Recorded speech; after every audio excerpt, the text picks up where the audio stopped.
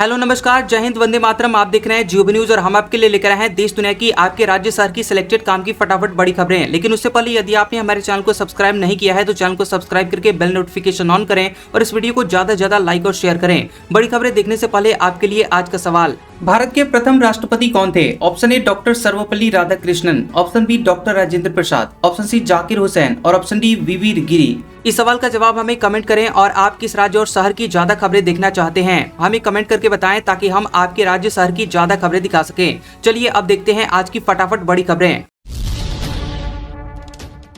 बंगाल में खरगे बोले मोदी झूठों के सरदार, उनके खाने और दिखाने के दांत अलग। हिमंता बोले बाबरी मस्जिद बनाने वालों, बंगाल तुम्हारे बाप का नहीं। कांग्रेस अध्यक्ष मल्लिकार्जुन खरगे ने बंगाल के कूच बिहार में कहा कि नरेंद्र मोदी झूठों के सरदार हैं, वो चुनाव जीतने के लिए झूठ बोलते हैं।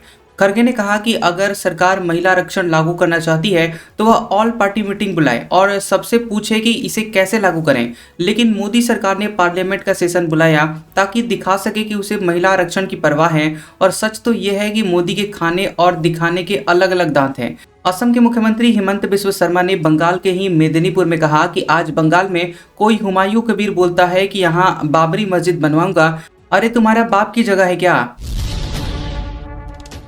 राजस्थान में एचपीसीएल रिफाइनरी में आग, कई घंटे बाद काबू पाया गया। प्रधानमंत्री मोदी करने वाले थे उद्घाटन, घटना के बाद कार्यक्रम स्थगित। राजस्थान में बाड़मेर के नजदीक बालोतरा में हिंदुस्तान पेट्रोलियम लिमिटेड एचपीसीएल की रिफाइनरी में सोमवार दोपहर 2 बजे भीषण आग लग गई। जानकारी के मुताबिक आग रिफाइनरी के कच्चे तेल को साफ करने वाली 2 यूनिट में लगी। यूनिट से धुआं उठने पर कर्मचारियों ने फायर सेफ्टी सिस्टम चालू किया। इसके बाद मौके पर पहुंची फायर ब्रिगेड की गाड़ियों ने करीब 2-3 घंटे में आग पर काबू पाया। इस दौरान यूनिट से लपटें उठती रहीं। करीब 79,459 करोड़ रुपए की लागत से बनी इस रिफाइनरी का प्रधानमंत्री मोदी मंगलवार को उद्घाटन करने वाले थे। इस घटना के बाद उनका दौरा स्थगित हो गया है। आजम और बेटे अब्दुल्ला की 7-7 साल की सजा बरकरार, फर्जी पैन कार्ड मामले में फैसला। बेटे को चुनाव लड़ाने के लिए उम्र बढ़ाई थी। समाजवादी पार्टी के नेता आजम खान और उनके बेटे अब्दुल्ला आजम को 7-7 साल की सजा सुनाई गई है। रामपुर कोर्ट ने पैन कार्ड फ्रॉड से जुड़े हुए 2 अलग अलग मामलों में यह फैसला सुनाया। इससे पहले एमपी एमएलए कोर्ट ने भी दोनों को 7 साल की सजा दी थी। इसके खिलाफ आजम और उनके बेटे ने सेशन कोर्ट में अपील की थी। मामला 2019 का है, जब भाजपा नेता और रामपुर नगर विधायक आकाश सक्सेना ने कोतवाली सिविल लाइंस में शिकायत दर्ज करवाई थी। उन्होंने अब्दुल्ला आजम पर अलग अलग जन्मतिथि से 2 पैन कार्ड बनवाने की शिकायत की थी। जांच में आजम खान को भी आरोपी बनाया गया था। नीतीश कुमार बोले 2030 में 200 सीटें जीतने का लक्ष्य रखें, लोगों के बीच रहे विधायक, बिहार का दौरा करूंगा। अनंत बोले शराबबंदी पर वही कहा जो सच है। बिहार में नई सरकार के गठन के बाद विधायक दल के नेता चुने जाने को लेकर सीएम हाउस में जदयू नेताओं की बैठक हुई। ये बैठक पूर्व मुख्यमंत्री नीतीश कुमार की अध्यक्षता में हुई है, जिसमें 2030 तक 200 सीटें जीतने का लक्ष्य रखा गया है। 90 मिनट चली बैठक में नीतीश कुमार ने कहा कि मैं पूरे बिहार का दौरा करूंगा, आप लोग चिंता मत कीजिए, सब अच्छा होगा। मैं जैसे पहले काम करता था वैसे ही काम करता रहूंगा। हालांकि निशांत कुमार को लेकर कोई चर्चा नहीं हुई। पटना यूनिवर्सिटी में अब प्रशासनिक कामों का पेपरलेस, जून से शुरू हो सकती है डिजिटल व्यवस्था। अब फाइलें ऑनलाइन होगी ट्रांसफर, कामकाज में आएगी तेजी। पटना यूनिवर्सिटी में सभी प्रशासनिक काम को अब पेपरलेस करने का निर्णय लिया गया है। इसके लिए यूनिवर्सिटी की ओर से डिजिटलीकरण की तैयारी शुरू कर दी गई है और इस साल जून से पेपरलेस काम की शुरुआत हो सकती है। दरअसल 30 मार्च को तत्कालीन मुख्यमंत्री नीतीश कुमार ने नए प्रशासनिक और एकेडमिक भवन कला संकाय का उद्घाटन किया था, मगर सरकार के स्तर पर अभी नए भवन को यूनिवर्सिटी को हैंडओवर नहीं किया गया। ये माना जा रहा है कि विभागीय स्तर पर नए भवन को जून के अंतिम सप्ताह तक यूनिवर्सिटी को हैंडओवर कर दिया जाएगा। महिला मोर्चा का प्रदर्शन, जंजीरों में बंधी महिलाएं, गांधी मैदान में 10,000 की भीड़। सम्राट बोले लालू चाहते बेटी, राहुल चाहते बहन लोकसभा जाए। महिला आरक्षण बिल को लेकर बीजेपी की महिला मोर्चा की ओर से जन आक्रोश महिला सम्मेलन किया गया। हाथों में तिरंगा लिए पटना के गांधी मैदान स्थित कारगिल चौक पर करीब 10,000 महिलाएं पहुंची। उनके हाथों में पोस्टर भी था और जिन पर लिखा था नारी शक्ति की झूठी कहानी, कांग्रेस की आदत पुरानी। इसके साथ ही महिलाएं लगातार नारे लगा रही थी, राजद कांग्रेस का हुआ है मेल, महिलाएं निकालेंगी अब इनका तेल। प्रोटेस्ट में एक महिला हाथों में जंजीर बांधकर प्रोटेस्ट में शामिल हुई। मुख्यमंत्री सम्राट चौधरी भी बीजेपी की महिला मोर्चा के प्रदर्शन में पहुंचे। उनके साथ प्रदेश अध्यक्ष संजय सरावगी भी मौजूद थे। राहुल गांधी की दोहरी नागरिकता केस से हाईकोर्ट जज हटे, सीबीआई जांच, एफआईआर का आदेश दिया, फिर पलटा था याचिकाकर्ता का पोस्ट में पैसा लेने का जिक्र। कांग्रेस नेता राहुल गांधी की दोहरी नागरिकता केस से इलाहाबाद हाईकोर्ट के जज सुभाष विद्यार्थी ने खुद को अलग कर लिया है। जज ने यह फैसला याचिकाकर्ता की पोस्ट से नाराज होकर लिया है। याचिकाकर्ता ने पोस्ट किया था कि यदि आपने किसी से पैसा लिया है तो उसे वापस कर दें, अन्यथा आपको जेल जाना होगा। हालांकि उसने अपने पोस्ट में जज का जिक्र नहीं किया था। दरअसल 17 अप्रैल को जज ने राहुल गांधी के खिलाफ एफआईआर करने और मामले की जांच सीबीआई से कराने का आदेश दिया था और अगले ही दिन अपना फैसला बदलते हुए उन्होंने कहा था कि राहुल गांधी को नोटिस जारी किए बिना फैसला करना उचित नहीं है।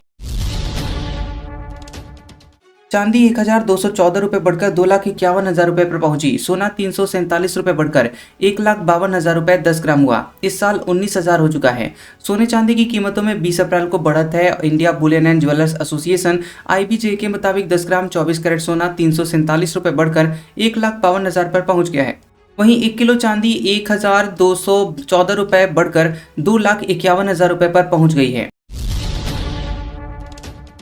जापान में 7.5 की तीव्रता का भूकंप, सुनामी की चेतावनी, बुलेट ट्रेन सर्विस रोकी गई, तटीय इलाके खाली करवाए गए, लोगों से ऊंचाई पर जाने की अपील। जापान में सोमवार दोपहर 1:23 पर 7.5 की तीव्रता का जोरदार भूकंप आया। भूकंप का केंद्र तट से करीब 100 किलोमीटर दूर समुद्र में 10 किलोमीटर गहराई पर था। जापानी मौसम एजेंसी ने इतावे, होक्काइडो और आओमोरी के तटीय इलाकों में 3 मीटर तक ऊंची सुनामी की चेतावनी जारी की है। भूकंप के बाद इवाते पर करीब 3 फीट, मियाको और हाचिनोह में 1.5 फीट तक लहरें दर्ज की गईं और इन इलाकों में पानी का स्तर बढ़ रहा है। सुरक्षा के मद्देनजर बुलेट ट्रेन सेवाएं रोक दी गई हैं। प्रशासन ने तटीय इलाकों को खाली कराना शुरू कर दिया है और लोगों को समुद्र तट व नदियों से दूर रहने तथा तुरंत ऊंचे स्थानों पर जाने की सलाह दी है। राहत एजेंसियां लगातार हालात पर नजर रख रही हैं। ईरान जंग से आर्थिक दबाव में एशिया के कई देश, तेल गैस सप्लाई रुकी, फैक्ट्रियां ठप, एक्सपर्ट बोले ये आर्थिक संकट सुनामी जैसा। ईरान में 28 फरवरी से शुरू हुआ युद्ध एशिया प्रशांत इलाके पर उम्मीद से कहीं ज्यादा तेजी से और ज्यादा असर डाल रहा है। शुरुआत में लगा था कि तेल और गैस की कमी का असर धीरे धीरे दिखेगा, लेकिन हकीकत में कई देशों की अर्थव्यवस्था और आम जिंदगी का अचानक बड़ा झटका लगा है। कई विशेषज्ञ इसकी तुलना कोविड जैसे बड़े संकट से कर रहे हैं। भले ही जल्द शांति समझौता हो जाए, लेकिन इस पूरे क्षेत्र का असर इतना ज्यादा असर है जो लंबे समय तक बना रहने वाला है। आने वाले महीनों में उड़ानें रद्द होने, खाने पीने की चीजों के दाम बढ़ने, फैक्ट्रियों के रुकने, सामान की सप्लाई में देरी होने और बाजारों में रोजमर्रा की चीजों की कमी देखने को मिल सकती है। और इसमें plastic bag, instant noodles, vaccine, syringe, lipstick, microchip और स्पोर्ट्स वियर जैसी चीजें भी शामिल हैं। National Herald case, Delhi high court में सुनवाई टली। 25 मई को अगली तारीख। सोनिया राहुल पर ट्रायल कोर्ट के आदेश को ईडी ने दी चुनौती। नेशनल हेराल्ड से जुड़े हुए मनी लॉन्ड्रिंग के केस में दिल्ली हाईकोर्ट ने सुनवाई स्थगित कर दी है। अब इस मामले की अगली सुनवाई 25 मई को होगी। ट्रायल कोर्ट ने 16 दिसंबर 2025 को सोनिया गांधी और राहुल गांधी के खिलाफ ईडी की चार्जशीट पर संज्ञान लेने से इनकार कर दिया था। ईडी ने ट्रायल कोर्ट के उस फैसले को हाईकोर्ट में चुनौती दी है। दिल्ली हाईकोर्ट ने 22 दिसंबर को सोनिया, राहुल समेत अन्य आरोपियों को नोटिस जारी किया था। मामले की सुनवाई जस्टिस स्वर्ण कांता शर्मा की बेंच कर रही है। चारधाम यात्रा के पहले ही दिन 2 श्रद्धालुओं की जान गई। यमुनोत्री की चढ़ाई के दौरान बुजुर्ग की सांस फूली, महिला घोड़े से गिरी। उत्तराखंड में चारधाम यात्रा के पहले ही दिन 2 श्रद्धालुओं की जान गई है। दोनों घटनाएं उत्तरकाशी जिले में यमुनोत्री धाम मार्ग पर हुई है। मध्य प्रदेश से अपने पति के साथ यात्रा पर आई एक महिला की घोड़े से गिरने के कारण जान चली गई। बताया जा रहा है कि गिरने से महिला के सिर पर गंभीर चोट आ गई और उसे तुरंत अस्पताल ले जाया गया, जहां डॉक्टरों ने ब्रॉड डेड घोषित कर दिया। बता दें कि यहाँ महाराष्ट्र से आए एक बुजुर्ग श्रद्धालु की पैदल चढ़ाई के दौरान अचानक तबीयत बिगड़ गई। चढ़ाई करते समय उन्हें सांस लेने में गंभीर दिक्कत हुई। परिजन और प्रशासन की मदद से उन्हें तुरंत जानकी चट्टी स्थित अस्पताल लाया गया, लेकिन डॉक्टर उन्हें बचा नहीं पाए। मणिपुर में प्रदर्शनकारियों और सुरक्षा बलों में झड़प, आंसू गैस छोड़ी, मशाल रैली रोकने पर टकराव हुआ। 2 दिन पहले हुई हिंसा में 21 लोग गिरफ्तार। मणिपुर में शटडाउन के बीच कई इलाकों में प्रदर्शन हुए। इम्फाल ईस्ट के कोइरेंग, इम्फाल वेस्ट के उरीपोक और कक्चिंग जिले में मशाल रैलियां निकाली गई। बता दें कि कक्चिंग में प्रदर्शनकारियों और सुरक्षा बलों के बीच झड़प हो गई।